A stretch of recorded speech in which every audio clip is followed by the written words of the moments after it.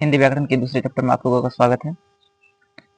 आज हम लोग हिंदी व्याकरण के चैप्टर 2 को पढ़ेंगे।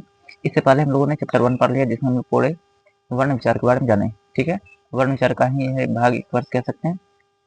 वर्ण विचार में हम लोगों ने सबसे पहले पढ़ा वर्णमाला के बारे में। ठीक है, वर्णमाला आप लोग जानते हैं कि स्वर और व्यंजन होता है। इस सारी चीज़ को आप लोगों हम इससे पिछले लगभग 10 वीडियोज बना करके हमने पूरे क्लियर कर दिए। ठीक है, पूरे लगभग 10 वीडियोज बना करके हमने क्लियर किया। आज हम लोग वर्तनी पढ़ेंगे। देखिए, इनमें से बहुत सारे छात्र छात्रा ऐसे होंगे जो शायद पहली बार इस वर्तनी का नाम सुनते होंगे। ठीक है, अगर एक अच्छे से पढ़ने वाले विद्यार्थी होंगे तो जरूर इससे पहले नाम सुने होंगे। अगर नहीं है सुने हैं तो कोई दिक्कत नहीं है, आज आप लोग सीख लीजिए। ठीक है, बहुत सारे ऐसे टीचर भी हैं जो वर्तनी के बारे में नहीं जानते हैं। आखिर वर्तनी होता क्या चीज? तो वर्तनी एक बार साधारण से बात कह सकते हैं, वो एक बार स्पेलिंग होता है। ठीक है, यानी हम जो लिखावट करते हैं, लिखावट में शुद्धिकरण। अगर आप वर्तनी पढ़ लेते हैं तो समझिए हिंदी का लगभग 80 से 90% जो भाग है आप शुद्ध करने के लिए सक्षम हो जाते हैं। जो अक्सर कहते हैं ना कि बचपन में टीचर लोग आप लोग मार मार कर सिखाते हैं, तो वो सारी चीज यहाँ पे आप सीख पाएंगे बहुत ही आसानी भाषा में, और बहुत ही सारी चीज नोट्स के रूप में आपको दे चुके हैं यहाँ पे लिख करके। आप लोग देखिए आराम से। देखिए, आज वर्तनी पढ़ेंगे। ठीक है, इसे वर्णमाला 2 भी से कहा जाता है, यानी कि वर्णमाला का ही भाग है ये, दूसरा हम कह सकते हैं। देखिए, वर्तनी क्या कहता है? देखिए, किसी शब्द में किसी भाव को बताने के लिए जितने वर्ण या अक्षर जिस क्रम में प्रयोग होते हैं उन्हें उसी क्रम में लिखने को वर्तनी कहते हैं। ठीक है, बहुत ही आसान शब्दों में लिखे हैं। देखिए, अंग्रेजी भाषा में इसे स्पेलिंग व उर्दू भाषा में इसे हिज्जे कहते हैं। क्या कहते हैं? हिज्जे। अक्सर सुनेंगे ना कि हिज्जे लगा लगा के पढ़ो। बहुत बच्चे को कहते हैं कि आपका हिज्जे गलत है। हिज्जे शब्द एक उर्दू शब्द है। ठीक है, तो स्पेलिंग या जो हिज्जे अब समझ में बताता हो तो उन्हीं के कहते हैं। ठीक है, देखिए, वर्तनी संबंधी कुछ विशेष बातें। वर्तनी में हम लिखावट को सुधारने का प्रयास करते हैं, लिखने की विधि को सीखते हैं, बोलने की विधि को सीखते हैं सही तरीका से। ठीक है, आप लोग बने रहिए इस पूरे वीडियो में, और आप लोगों को अगर इस पूरे वीडियो की तरफ देखते हैं तो बहुत अच्छी अच्छी चीजें आपको समझ में आएगी और बहुत अच्छी अच्छी बातें आपको सीखने को मिलेगा। पहला था लिखते समय सावधानी। देखिए, वर्तनी संबंधी कुछ विशेष जानकारियां हैं। पहला बिंदु आपका है लिखते समय सावधानियां। देखिए, लिखते समय आपको सबसे पहले बात ध्यान रखिए, सबसे पहले वर्णों की लिखावट में पहले आपको सावधानी बरतनी है। देखिए, ख अक्सर आप लोग ख लिखते हैं। देखिए, ख लिखा करते हैं। इस ख को लिखते समय आप लोग ध्यान दें कि कभी कभी इस ख को जो है ना इस तरह हम लोग लिख देते हैं। ये जैसे इस तरह के लिखते हैं, ये दो वर्ण बन जाए, एक र और दूसरा एक व में बढ़ जाता है। एक र हो जाता है और क्या हो जाता है व। तो बहुत सारी जगह जब आप लिखते हैं, जब कोई आप क्वेश्चन आंसर करते हैं, जब कोई एक अच्छे लेखक के रूप में आप उभरना चाहते हैं, लेकिन उस वक्त आप थोड़ी बहुत जब गलती करते हैं तो आपके भाव सही रूप से प्रकट नहीं पाते। उस वक्त क्या देखिएगा कि ख को सही ढंग से, यानी आपका ये और ये दोनों रेखाएं एक दूसरे से हल्का सा स्पर्श या संपर्क में आना चाहिए। ठीक है, तब आपका ख बनता है। अगर आप अलग अलग करते हैं तो एक को र और एक को व पढ़ा जाएगा, तो आप जानते हैं कि रब बन जाता। अन्यथा आप शब्द का अर्थ ही बदल जाता है। जिससे कुछ शब्द यहाँ लिखे, जैसे कि हल्के, अब इसे क्या पढ़ेंगे? सॉरी, यहाँ पे थोड़ा सा मिस्टेक हो चुका है, तो हम इसको सही कर देते हैं। यहाँ ये इस तरह लिखा गया खाना। ठीक है, ये गलत है। ठीक है, खाना, खाना का अर्थ क्या होता है? भोजन करना। ठीक है, अब यहाँ देखिए, इसी में थोड़ा सा हमने अलग कर दिया। ये क्या बन गया? रवाना। रवाना का अर्थ क्या होता है? चले जाना। अब जो नॉर्मल है वो तो कहेंगे खाना, लेकिन ये गलत बात है, ये तो रवाना पढ़ ले। तो ये रवाना का अर्थ क्या होता है? चले चले जाना। ठीक है, तो पहला लिखते वक्त आपको पहले सावधानी रखना है। सबसे पहले क सभी लोग लिखते हैं, जब ख लिखते हैं तो ख वक्त थोड़ा सा परेशानी हो जाती है, थोड़ा सा दिक्कत हो जाती है, इस पर आप ध्यान रखेंगे। देखिए, ये पूरे हम वन शॉट ये पूरे वीडियोस में बना करके आपको, ठीक है, वन शॉट में ये पूरे चैप्टर आपको बता देते हैं। ठीक है, ऐसे छोटे छोटे बनाते हैं तो शायद कुछ वीडियो से देखते हैं, कुछ नहीं देखते हैं, तो एक ही साथ आज जो है पूरे चैप्टर को बताते हैं। थोड़ा सा लंबा होगा इसलिए भाई, लेकिन आप जब पूरे पढ़ लेंगे, पूरी तरह से देख लेंगे, आपको बहुत चीज समझ में आएगा। इतनी चीज समझ में आ जाएगी कि आप कह सकते हैं आज के बाद अगर आपको वर्तनी से कुछ भी प्रकार के प्रश्न अगर पूछे जाएंगे, उसको बनाने के लिए आप सक्षम हो जाएंगे। चाहे आप कोई टीचर हैं, चाहे आप कोई छात्र हैं या फिर छात्राएं हैं, सभी के लिए हेल्पफुल है। चाहे आप किसी भी एग्जाम की तैयारी कर रहे हैं, एक छोटे से क्लास के एग्जाम से लेकर के या बड़े बड़े एग्जाम तक आप इसे दे सकते हैं। कहीं पर भी आपको कोई परेशानी नहीं होने वाली है। दूसरा, चलिए जो भी होगी सारी बात तो होती है, आप पढ़ने के बाद खुद ब खुद समझ जाएंगे कितना इसमें दम है। दूसरा हम जानेंगे सिरोरेखा के बारे में। अक्सर कितने व्यक्ति जानते हैं कि सिरोरेखा क्या होता है? देखिए, आप लोग कुछ भी चीज लिखते हैं, जैसे देखिए हम कलम लिखते हैं तो इसके ऊपर एक रेखा खींचते हैं। ये जो रेखा खींचते हैं इसी का नाम होता है सिरोरेखा। ठीक है, जैसे आप क लिखते हैं, क के ऊपर एक रेखा खींचते हैं ना, इस रेखा का नाम क्या होता है? सिरोरेखा। ऊपर में इस तरह जो रेखा है इसका नाम क्या होता है? सिरोरेखा। अब इनमें कितने व्यक्ति हैं जो, जैसे जरा बताइए, कोई भी एक ऊपर रखते हैं सिरोरेखा, लेकिन जब ये नीचे एक ऐसे सीधे खींचते हैं, इसका नाम क्या होता है? क्या इसका नाम आप लोग बता सकते हैं? जरा इसका नाम बताइएगा, कोई बता सकते हैं? अगर बता सकते हैं तो आप लोग कमेंट सेक्शन में बताइएगा। ठीक है, यानी ये देखिए, ये जो है इसका क्या नाम है, आप लोग कमेंट बॉक्स में बताइएगा। ठीक है, नहीं तो हम वीडियोज के लास्ट में इसके बारे में बता देंगे। चलिए यही जगह बता देते हैं, क्या आप लोग भी परेशान होइएगा। देखिए, इसका नाम होता है खड़ी पाई। ठीक है, इसका नाम क्या होता है? खड़ी पाई। ठीक है, इसका नाम क्या होता है? खड़ी पाई। ठीक, तो यह देखिए सिरोरेखा। देखिए, कुछ वर्ण ऐसे होते हैं जिनके ऊपर सिरोरेखा तोड़ी जाती है, चाहे वो वर्ण शब्द के बीच में हो, यानी मध्य में हो, चाहे ना हो, इससे कोई फर्क नहीं पड़ता। लेकिन कुछ वर्ण, जैसे यहाँ देखिए हम लिखे हैं धो। देखिए, धो वर्ण जब भी लिखते हैं तो धो के जस्ट ये पूरा नहीं चढ़ा देते, ये गलत है, ये गलत हो जाता है। हम जब भी धो लिखते हैं, धो लिख के इसके आधा सा इसके ऊपर सिरोरेखा तोड़ देते हैं। उसी तरह थो, इस तरह क्या आता है? थो। जब थो लिखते हैं, थो के बस यहाँ इसके ऊपर नहीं चढ़ाते, ये माथा के ऊपर नहीं चढ़ाते हैं। ठीक है, अब ये अक्षर, जब भी अक्षर लिखते हैं तो अक्षर में हम लोग सिरोरेखा इसके माथा के ऊपर नहीं चढ़ाते हैं। ठीक है, इसी तरह जब स्रो लिखते हैं तो स्रो के ऊपर भी इसके माथा पे नहीं चढ़ाते हैं। अगर आप चढ़ा देते हैं तो गलत हो जाएगा, आपका अनुवर्तनी गलत मानी जाएगी, इससे आपका शब्द भी गलत हो सकता है। ये है भौ। ठीक है, भौ के ऊपर भी सिरोरेखा नहीं चढ़ाई जाती है। ठीक है, माथे ऊपर नहीं चढ़ाई जाती, बस केवल खड़ी पाई के ऊपर खींच करके छोड़ दी जाती है। इसे ओ, देखिए ओ के ऊपर भी केवल इस खड़ी पाई के ऊपर ही खींची जाती है, इसके माथे ऊपर नहीं खींची जाती है। देखिए, इसका नाम खड़ी पाई है, बार बार बता रहे हैं, यहाँ देखिए बता भी दिए हैं, इसका नाम क्या है? खड़ी पाई है। ठीक है, याद रखिएगा। उस तरह ओ के बाद ये क्या आता है? सौ। अब ये जो सौ देख रहे हैं, ठीक है, सौ के केवल खड़ी पाई के ऊपर ही खींची जाएगी। ठीक है, सौ के माथे के ऊपर नहीं खींची जाएगी सिरोरेखा। तो इतना तो समझ में आ गया होगा। जैसे कुछ शब्द लिखें, जैसे अधर्म। देखिए, धो है, धो को यहाँ देखिए तोड़ी गई, नहीं तोड़े गए। यहाँ देखिए, अगर ऐसे आप सीधे नोट से कर देखिए तो ध्यान से देखिए, धो में अन्यथा देखिए, था में देखिए है, कक्षा अक्षम देखिए है, अधिश्रम देखिए धो में भी यहाँ टोरा हो गया है, और स्रो में भी है। जैसे कभी, कभी में भी भौ में टोरा गया है। सिरोरेखा अगर नहीं है तो आपके आसपास में डिक्शनरी होगा, कुछ किताबें होंगी, उस किताब में पलटा के देखिएगा, इन सारे शब्दों के ऊपर सिरोरेखा तोड़ी जाती है। उस पर उसे देख करके जब किताब पढ़े तो उस पर ध्यान दे, क्या हुआ क्या नहीं, कौन से शब्द ने किस करके लिखे, जिससे आपके शब्द लिखने की विधि आपको सही रूप समझ में आ जाएगी। कुछ नोट बातें देखिए, शेष जितने भी वर्ण बचते हैं, शेष सभी वर्णों पर सिरोरेखा लगाई जाती है, जितने भी अब बच गए। यहाँ देखिए, धो, थो, अक्ष, स्र, भ और श, जितने यहाँ पे लिखे हैं, 2, 4, 6, एक 7, ये 7 वर्ण छोड़कर बाकी जितने भी वर्ण है सभी पे सिरोरेखा खींची जाती है। ठीक है, अब कुछ लिखते वक्त और कुछ सावधानी रखना है। कुछ संयुक्त वर्ण होते हैं, कुछ क्या होते हैं? संयुक्त वर्ण होते हैं। देखिए, संयुक्त वर्ण 2 होते हैं। संयुक्त वर्ण कितने होते हैं? संयुक्त वर्ण 2 वर्णों से मिलकर, सॉरी हम 2 बोल दिए थे। संयुक्त वर्ण 2 वर्णों से मिलकर बना, देखिए 2 वर्णों से मिलकर बना वर्ण संयुक्त वर्ण या संयुक्त अक्षर कहलाता है, या अक्षर कहलाता है। ठीक है, संयुक्त वर्ण या संयुक्त अक्षर कहलाता है।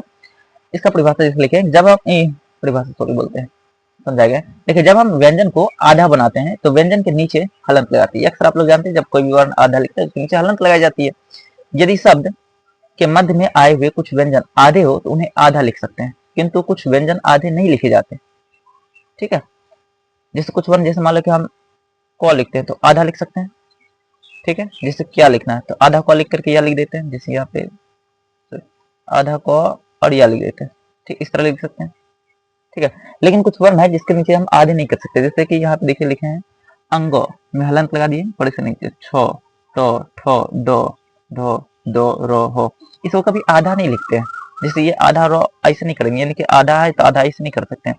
जैसे अंगो है तो सिर्फ ऐसे नहीं कर सकते हैं। ठीक, ये पूरा लिखने के बाद इसके नीचे हलंत लगाए जाते हैं, इसको कभी आधा नहीं किया जा सकता। तो देखेंगे किताब में तो सही रूप से, जैसे ठो है तो ठ को जो आधा नहीं कर सकते, केवल इतना नहीं कर सकते, इतना नहीं कर सकते, ये गलत हो जाएगा। पूरे लिखते हैं लेकिन इसके नीचे हलंत लगाते हैं आधा लिखने के लिए। डो ढो डो रो हो को भी पूरा लिखते, कभी आधा नहीं लिखते, लेकिन उसके नीचे हलंत लगाकर उसको आधा बनाते हैं। उन्हें दूसरे व्यंजन के साथ युग्म करके लिखा जाता है। युग्म मतलब जोड़ करके लिखा जाता है। सर्वाधिक प्रयोग में आने वाले वर्ण दो, रो और हो, ये तीन को है। ये तीन को ही जो सबसे अधिक बार आए थे, ये तीन को बार हम बता भी दिए। जैसे दो का संयुक्त वर्ण और क्या क्या हो सकता है। देखिए किताब में आप लोग इस तरह लिखे होंगे, इसको दियो पढ़ते हैं, यानी कि इसमें जो है दो और यो का मेल है। देखिए इसमें दो और यो का मेल है, इसे इस तरह लिखते हैं।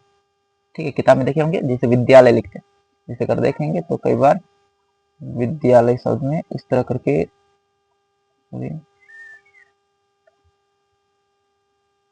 विद्यालय शब्द में देखे होंगे। ठीक है, विद्यालय शब्द में इस तरह करके लिखे हुए देखेंगे, इसको दियो पढ़ते हैं। ठीक है, इसमें दो और यो का मेल इस तरह। देखिए इसमें कई बार इस तरह देखे होंगे। ठीक है, जिससे कभी कभी लिखते हैं उद्देश्य शब्द लिखते हैं ना, बोले इस तरह लिखा हुआ रहता है, इसे क्या बताए उद्देश्य, दो लिखा रहता है। ठीक है, यानी कि इसको इस तरह करके लिखे रहते हैं। अगर आप देखेंगे तो देखिएगा किताब में तो इस तरह करके लिखे रहते हैं उद्देश्य। ठीक है, जैसे यहाँ देखिए हो और मो का मेल है, इसे हम पढ़ते हैं। इसका कैसे सारे शब्दों में आप देखेंगे तो जैसे आप ब्राह्मण देखते हैं। ठीक है, या ब्रह्मा जिसको कहते हैं, देखिए इस तरह का लिखा रहता है, ब्रह्मा रहता है ना। जैसे हल, जैसे आह्लाद पढ़ते हैं। ठीक है, उस वक्त ये सब इस तरह लिखे रहते हैं। जैसे जैसे बोलेंगे आह्लाद, इसका क्या रहता है, इसके लिए अगर बात करेंगे तो आह्लाद इस तरह शब्द लिखे रहते हैं। आह्लाद यानी कि हो आधा है, यहाँ लो क्या है पूरा है, लेकिन देखने में लग रहा है कि लो ही आधा है, ऐसा नहीं। जैसे यहाँ देखिए हल, जैसे हम कभी लिखते हैं चिन्ह, क्या लिखते हैं, क्या लिखते हैं चिन्ह, तो यहाँ पे क्या है चिन्ह। जैसे आप कुछ सब लिखें, यदि अक्षर हो और वो, यो मो लो नो का संयुक्त रूप है, इसका पहला अक्षर पहला वर्ण हो आधा बिना स्वर के और दूसरा वर्ण पूरा स्वर के साथ होता है। जैसे वेल, वेल वेल में देखिए जैसे हो और वो है ना, तो यहाँ पे हो अलग तो वही का वेल इसको लिखते हैं, लेकिन जब जोड़ कर लिखा जाता है तो इसलिए वेल लिखा जाता है। जैसे ह्यूमस, यहाँ हो आधा है, जोड़ करके क्या कैसे लिखता है, इस तरह लिखे जाते हैं। जैसे ब्रह्मा, आधा हो लिखना है तो इसमें हो के साथ मो को जोड़ दिया जाता है, इस तरह लिखा जाता है ब्रह्मा। जैसे आह्लाद, यहाँ आधा हो लेकिन यहाँ लो के साथ जोड़ा गया तो इस तरह का रूप बनता है आह्लाद, ध्यान रखिएगा। जैसे अप हुनीति, यहाँ पे सच नहीं लिखा गया, हम लिख देते हैं अप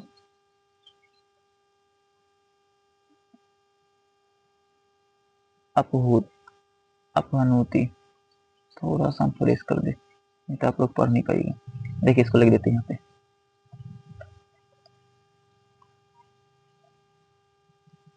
अब तो पढ़ सकते हैं, अब आराम से पढ़ लीजिएगा।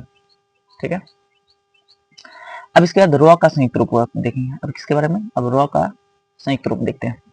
देखिए रॉ का संयुक्त वर्ण, इसमें रॉ की मात्रा के बारे में जानते हैं। ठीक है, देखिए एक रॉ का होता है पदेन रूप, रॉ का पदेन जैसे कि क्रम लिखते हैं ना, क्रम, रॉ का पदेन, ये रॉ ही है लेकिन रॉ का कौन सा रूप है, पदेन रूप है।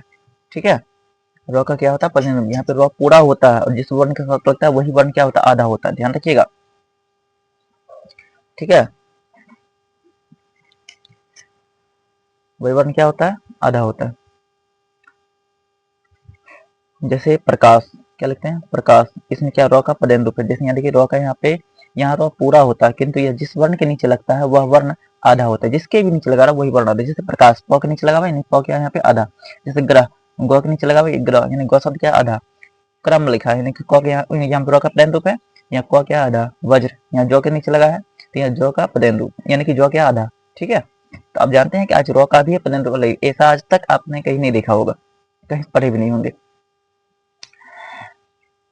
देखिए पाए जाने वाले व्यंजनों के, यानी कि इन सारे शब्द जो है सभी व्यंजन के साथ पाए जाते हैं। जैसे देखिए रॉ का पदेन रूप गोलाकार वर्णों के साथ, ये तो नॉर्मल हो गया। अब जो भी गोलाकार वर्ण यानी कि जिसका आकार गोल है, जैसे कि टो ठो डो ढो, इन सब शब्दों के साथ रॉ का जो पदेन रूप है ये इस तरह करके लगते हैं।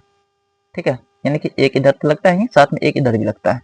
ठीक है, जैसे एग्जाम्पल रूप में जैसे लिखे हैं ट्रक ड्रम, जैसे ट्रक ड्रम ड्राइवर ड्रेस, इस तरह के शब्द देखे होंगे। तो यहाँ भी रॉ का है क्या पदेन रूप में है।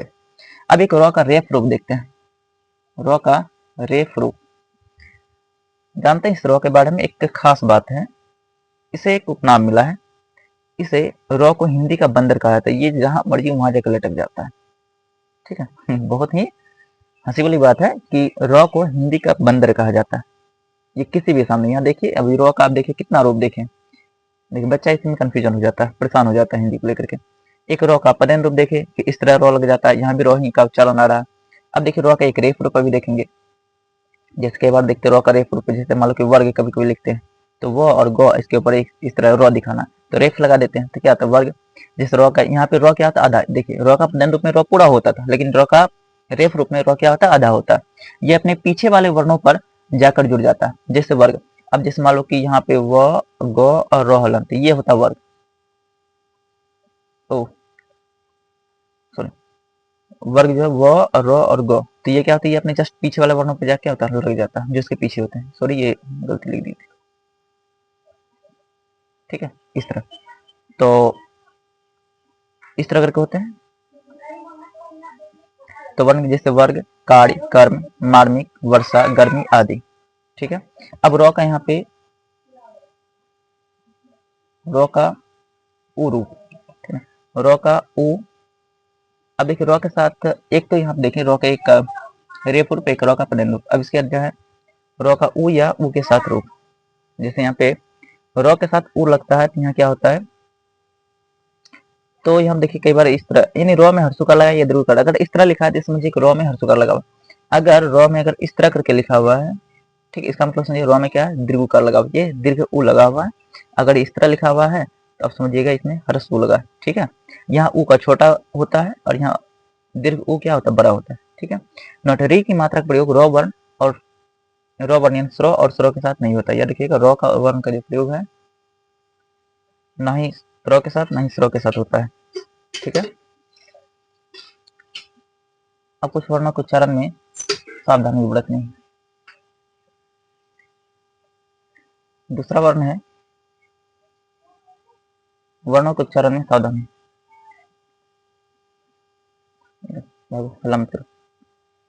ठीक है। दूसरा है वर्णों के उच्चारण में सावधानी। अब देखिए कुछ वर्ण है जिनके उच्चारण में आप लोगों को सावधानी बरतनी है। तो क्या इस वर्णों के उच्चारण के बारे में आप लोगों को इसी वीडियो में बता दें या फिर अगले वीडियो के लिए रहने दें? थोड़ा सा अगर इसे ले जाए थोड़ा सा लंबा हो जाएगा और आप लोग शायद देखने में परेशान कर देंगे। तो इसे एक और वीडियो लेंगे आएंगे और उसमें देखिए सारी चीज पढ़ा देंगे। देख सकते हैं आप लोग क्या क्या चीज पढ़िएगा। देखिए वर्णों के उच्चारण में सावधानी पढ़िएगा, ये सारी चीज जितनी चीज आप देख रहे हैं ना इन सभी चीज को एक एक करके आप लोग बताएंगे, ठीक है। अब इस तरह करके ये सारी चीज आप लोगों को पढ़ाएंगे। तो क्या पढ़ना चाहेंगे? चलिए साथ ही पढ़ाई देते हैं, कोई बात नहीं। देखिए बच्चों वर्णों के उच्चारण में सावधानी।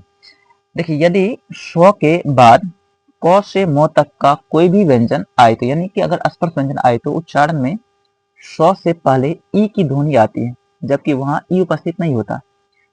इसके आगे अ की ध्वनि। कई बार आप लोग उच्चारण में गलतियां करते हैं, ठीक, कई बार उच्चारण में कहते हैं गलतियां करते रहते हैं, ठीक है। कई बार उच्चारण में गलतियां करते हैं, उस चीज को सुधारने के यहाँ पे। जैसे कि इसको आप लोग क्या पढ़ते हैं, बहुत सारे बच्चे हैं जिसको अस्कंद पढ़ते हैं, ठीक है, गलत जवाब है। ये अस्कंद नहीं होता है, ठीक है।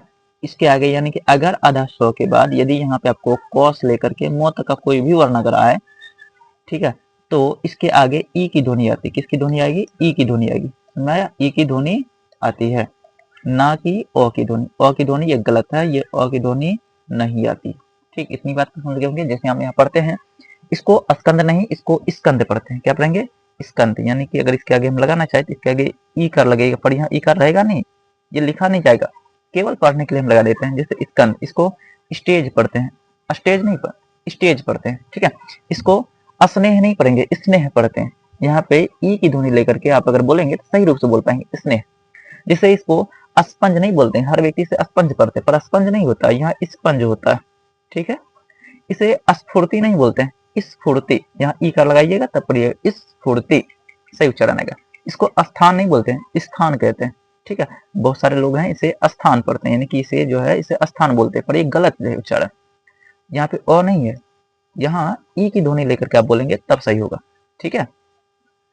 तो इसे पढ़ेगा स्थान। क्या पढ़ेगा? स्थान। इसे स्मारक पढ़ेंगे, स्मारक नहीं, स्मारक। इसे स्तूप पढ़ते हैं, स्तूप नहीं, स्तूप। इसे आप स्कूल नहीं, स्कूल बोलेंगे। क्या बोलते हैं? स्कूल, यानी ई की ध्वनि लेकर के बोलेंगे। यहाँ स्थाई बोलते हैं, अस्थाई नहीं, स्थाई। याद रखें, हमें जहां तक अनुभव है आप लोग सही रूप से सुन रहे होंगे और समझ रहे होंगे। इसे स्तुति नहीं, स्तुति पढ़ते हैं। क्या पढ़ते हैं? स्तुति। स्पर्श, स्नान, स्नान नहीं, अक्सर सभी लोग स्नान बोलते हैं, पर एक गलत उच्चारण है। स्नान कर बोलेंगे। क्या बोलेंगे आज के बाद? स्नान। तो लगभग जो लोग हैं ना, सब गलत इसका उच्चारण करते हैं। अगर किसी से पूछे से क्या पढ़ना है, सब बोलेंगे स्नान लिखा है, पर गलत है। इसे स्नान पढ़ेंगे। स्नान, देखिए स्नान और स्नान में अंतर है।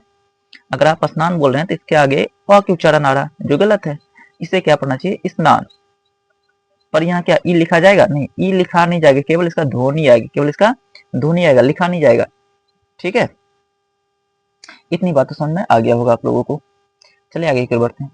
यदि आप कोई टीचर हैं, अगर वो भी देख रहे हैं, तो अपने बच्चों को सही जानकारी दें। ठीक है, नहीं तो अक्सर बहुत सारे टीचर को भी ये बात पता नहीं होता है। अक्सर क्या, लगभग प्राय टीचर का भी ये बात जानकारी नहीं है। ठीक है? अपने आसपास कोई पढ़े लिखे व्यक्ति हैं, उनसे जाकर पूछिए, वो भी लगभग इसी तरह गलतियां करते रहते हैं।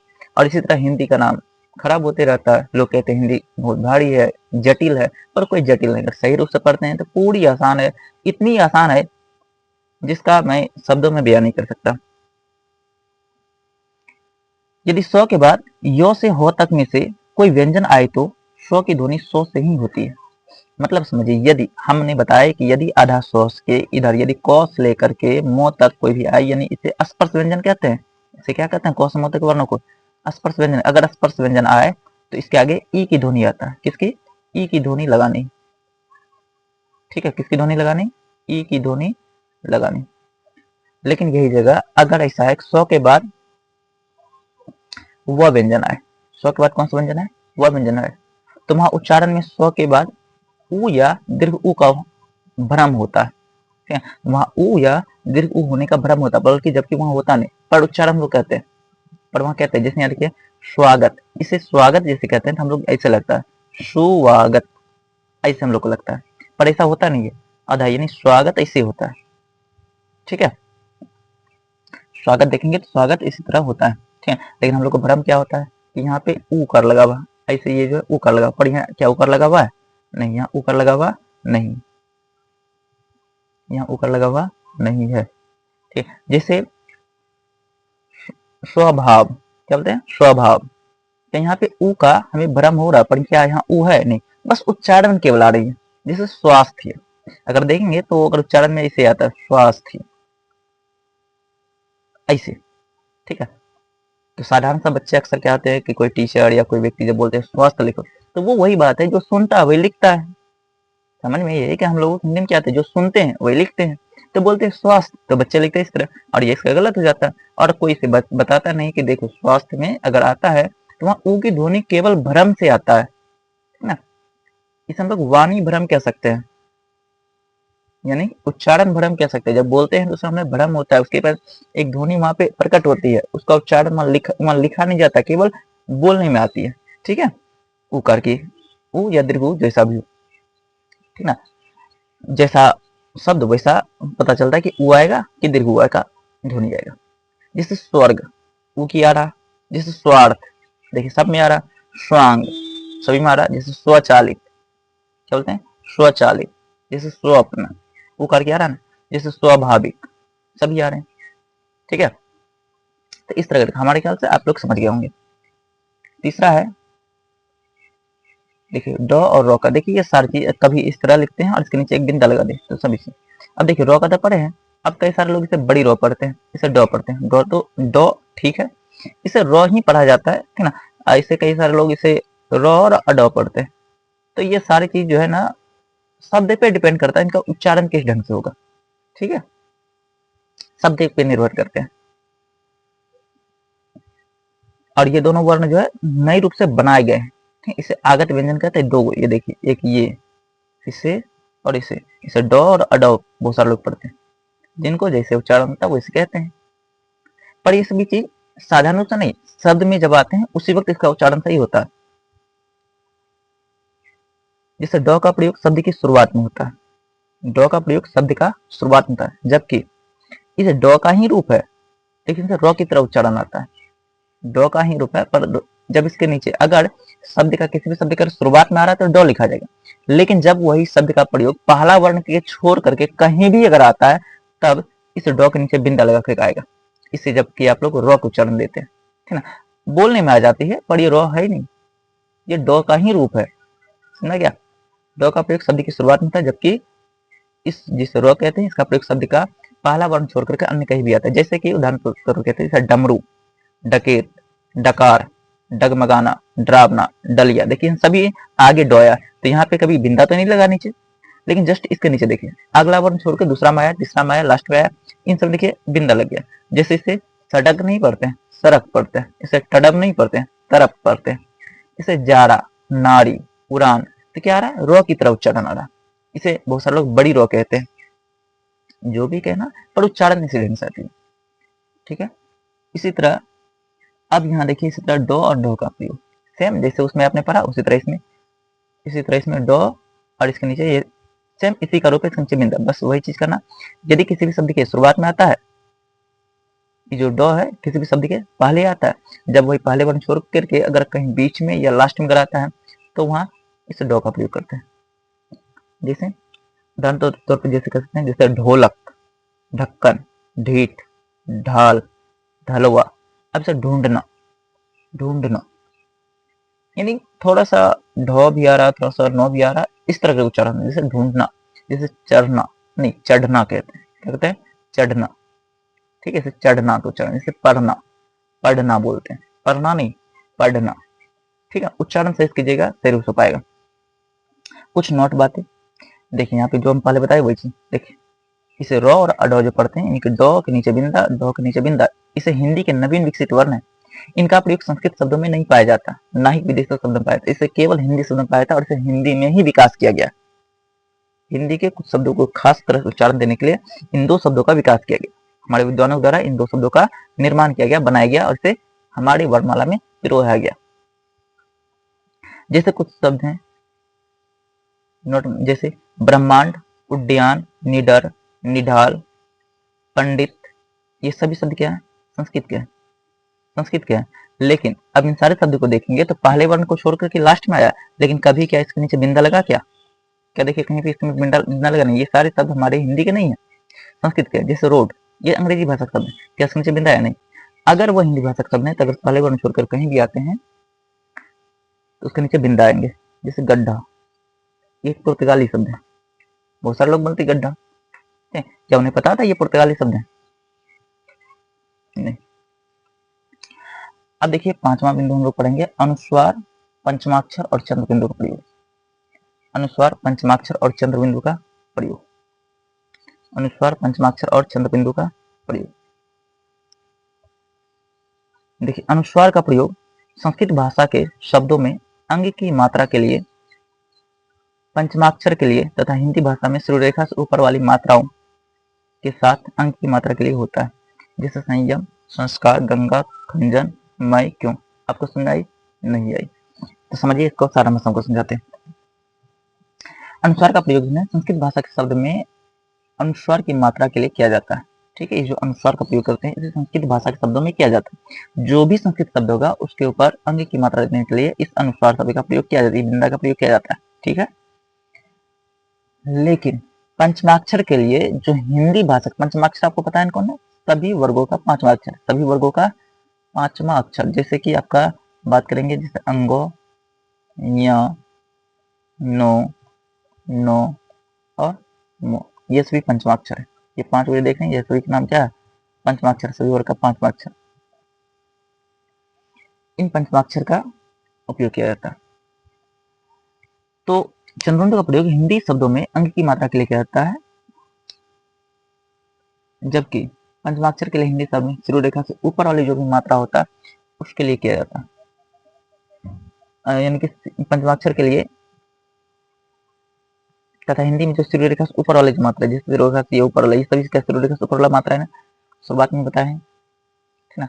शुरू रेखा से ऊपर वाली जो मात्रा है उनके साथ अंक की मात्रा के लिए प्रयोग होता है। जैसे कि संयम, किसका है, संयम, संस्कार, गंगा, खंजन, मैं, क्यों, ये सारे शब्द जो हैं हिंदी के, देखिए अनुस्वार लगा, अनुस्वार लगा, अनुस्वार लगा, ये एक कर की मात्रा है, अनुस्वार लगा, क्यों में यहाँ भी अनुस्वार लगा।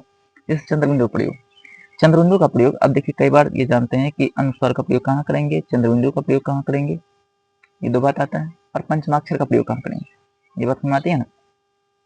तो अनुस्वार का प्रयोग आप जो है संस्कृत भाषा के रूप में करेंगे, ठीक है, और पंचमाक्षर के लिए करेंगे, और शब्द जो ऊपर वाले मात्रा उनके लिए करेंगे।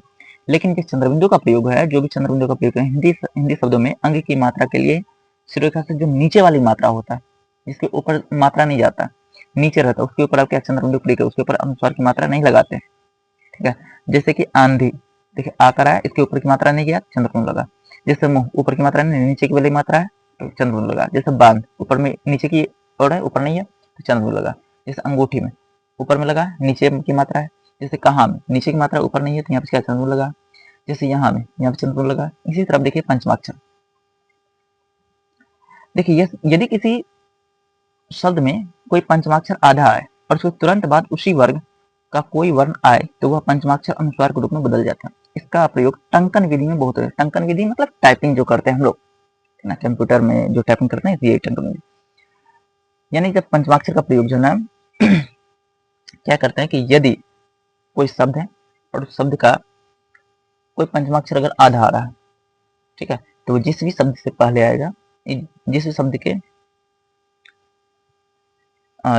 पे मान ले कि बाद आएगा, उस शब्द पे वो चढ़ जाएगा। जैसे यहाँ देखो, यहाँ आप देखिए एक शब्द के गंगा, ये अगर गंगा शब्द करके देखेंगे कि इसमें कौन सा पंचमाक्षर है, तो अब इस अनुस्वार के जस्ट पीछे देखें क्या है, गौ है, गौ है ना। इसकी वजह से ये गौ का पंचमाक्षर, गौ किस वर्ग का, ये नहीं देखिए यहाँ कौवर का है ना, गौ का, गौ किसका, यही कौवर का है, इसका पांचवा अक्षर का गौ, तो बोले ये अनुस्वार किसके लिए आया, पंचमाक्षर के लिए, नहीं अंगों के लिए आया। देखिए गंगा।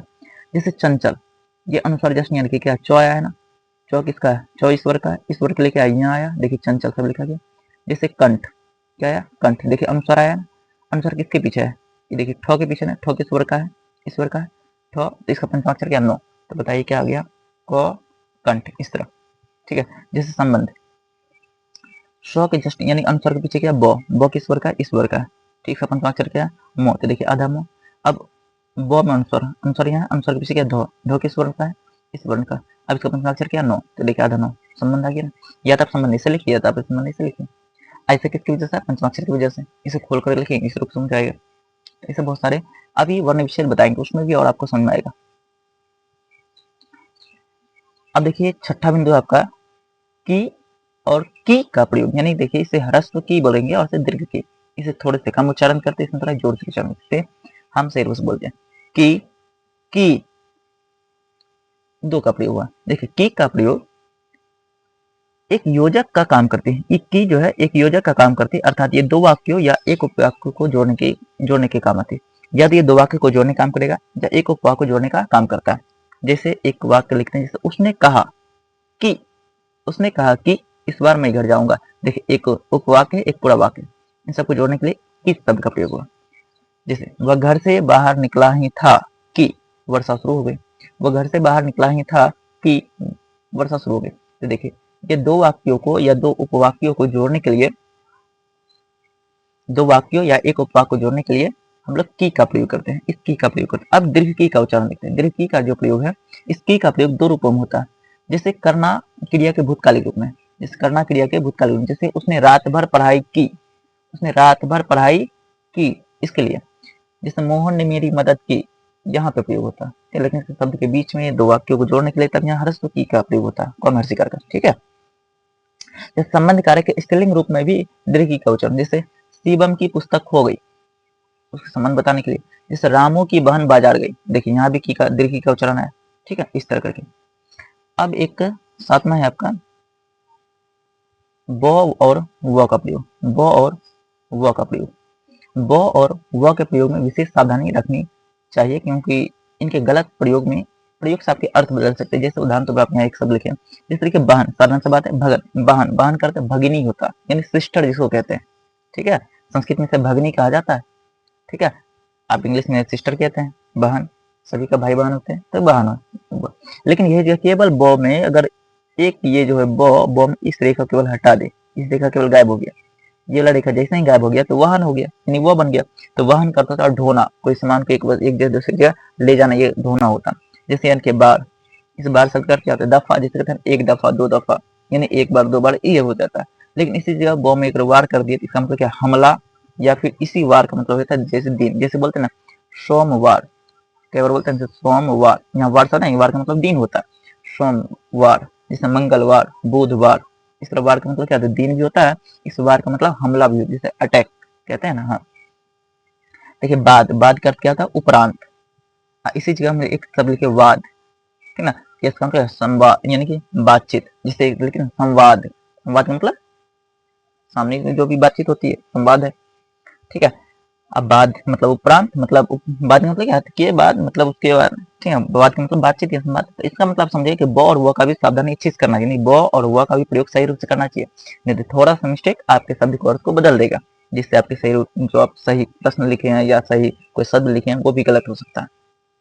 और इस आपको पता है, यदि आप कोई रिटन एग्जाम देते हैं कंपटीशन के, उसमें जैसे आपका बीपीएससी हो गया, यूपीएससी हो गया, या इस तरह जो बड़े बड़े एग्जाम होते हैं, उन सभी में छोटी छोटी बारीकियों को देखा जाता है कि आप कितने सेंसिटिव है शब्द को लेकर के, अक्षर को लेकर, छोटी छोटी चीजों को लेकर के। तो वहां पे आपको ये बहुत ही मदद करने वाला है। देखिए यहाँ पे जैसे री, रॉ और सौ के बाद नौ व्यंजन के स्थान पर नो का प्रयोग होता है। आप कई बार देखिए इस नो का कहाँ प्रयोग करें, इस नो का प्रयोग कहाँ करें, ये दो परेशानी रहता है, हमेशा रहती है ना।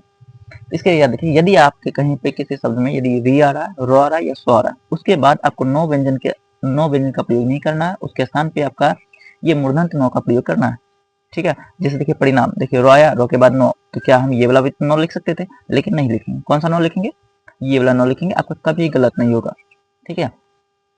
जैसे परिणाम, हर जगह सब देखिए, प्रमाण, रामायण, भूषण, देखिए सो आ रहा है, इसके बाद यहाँ पे कौन सा नो? ये वाला नो का प्रयोग है। जैसे रामायण, देखिए रो आया, इसके बाद क्या? कौन सा नो? ये वाला नो का प्रयोग है। अब इसके बाद आप जब किताबें जब पढ़ेंगे उसमें ध्यान से देखिए कौन कौन से शब्द हैं जिसके बाद नो का प्रयोग हुआ या फिर नहीं। ये सारी चीजें प्रूव कर सकते हैं अपने किताब को पढ़ करके, बड़े बड़े डिक्शनरी को पलटा करके, बहुत सारे बड़े बड़े लेखक के, राइटर के जो किताबें हैं उन किताब को पढ़ करके। अब देखिए 9 नंबर में है, देखिए कई बार हम लोग ये और ये शब्द का प्रयोग करते हैं, कुछ शब्द में बड़ा ही ये रहता है कंफ्यूजन। जैसे कि कई बार कहते हैं हमें चाहिए, जैसे कि एक शब्द लिखते हैं चाहिए, और एक शब्द लिखते हैं चाहिए, लेकिन कई बार वाक्य में लिखते हैं और लास्ट में ये लिखते हैं। अब ये समझ नहीं आता कि ये वाला सही है या फिर ये वाला सही है। जैसे हम बोलते हैं मोहन घर आए, जैसे हम एक शब्द लिखते हैं जैसे आए, एक शब्द ऐसे लिखते हैं और एक शब्द ऐसे लिखते हैं, तो समझ नहीं आता क्या ये एक नंबर वाला सही है कि दो नंबर वाला सही है। तो देखिए ये दोनों चीज में बड़े ही कंफ्यूजन होता है। याद देखिए हमारे हिंदी में एक बात कही गई है, हमारे हिंदी व्याकरण में एक बहुत अच्छा से एक लाइन लिखा गया है कि हमारे हिंदी के शब्दों में, हमारे हिंदी वर्णमाला के शब्दों में जितने कम वर्णों के अक्षर होंगे, जितने कम वर्णों के अक्षर में अपनी बात कह दी जाएगी, वे वर्ण ही सही माने जाते हैं, वे शब्द ही सही माने जाते हैं। तो होता इससे ये हो कि जैसे अगर बात करेंगे जैसे आय और ये में देखेंगे तो इसमें एक, इसमें देखेंगे एक में कितना, जैसे आ एक शब्द एक वर्ण है और यो है और इसमें एक ए है, तीन को आ गया। लेकिन आ एक वर्ण है और ये एक, दो वर्ण है, इसमें कितने वर्ण है? दो वर्ण है, तो सही तो दो होना चाहिए।